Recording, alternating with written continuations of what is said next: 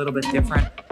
We go through some of the core fundamental movements that we always do, but we also add movements in based on what everybody's experiencing. Please take off any jewelry, any watches, anything tight and restrictive to the body. I like to do the class barefoot with a little bit of space that you can move around in. You can do a lot of these movements seated, and there's a lot of them that you can do standing. We'll guide you through it. And if you want to do it nude, that's okay. Just turn off the camera. Yes. Please expect lots of dad jokes from Gary today. He's on a fire. roll. If you have long hair, you can even tie it up a little bit. Some of the movements we will be going on the neck, and you want to be able to access the skin there. And so what we'll do is we'll go through the class. Afterwards, we'll do a little bit more of modifications and maneuvers specific to certain issues, and then we'll open it up for questions and a discussion at the end. We've got a couple guests visiting us today, so we've got lots of people here. Some people will be doing the movements facing forwards, others facing sideways, so that you can see different angles. We will send you the recording after the class, so if you miss anything or you want to remember something, don't worry, we will send it to you so you can look at it.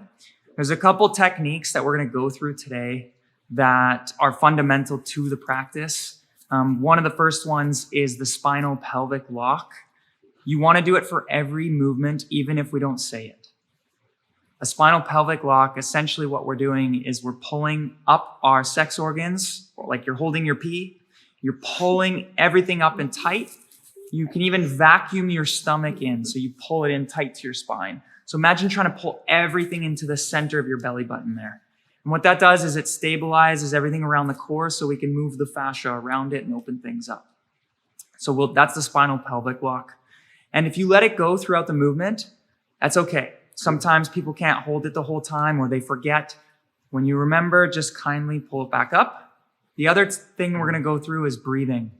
Breathing, we get a lot of questions in our classes about breathing. There's different types of breathing that we go through.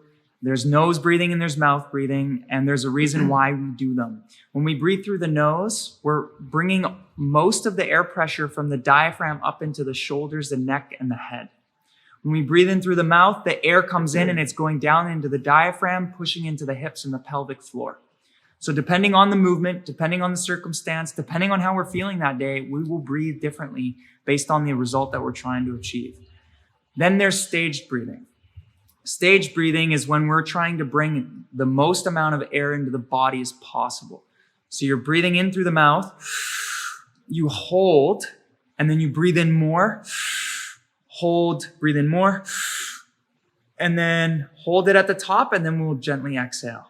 Okay, and the reason why we do that one is because we're bringing air into the body. When we bring air into the body, it creates a change in pressure on the inside, which helps open up the layers of fascia.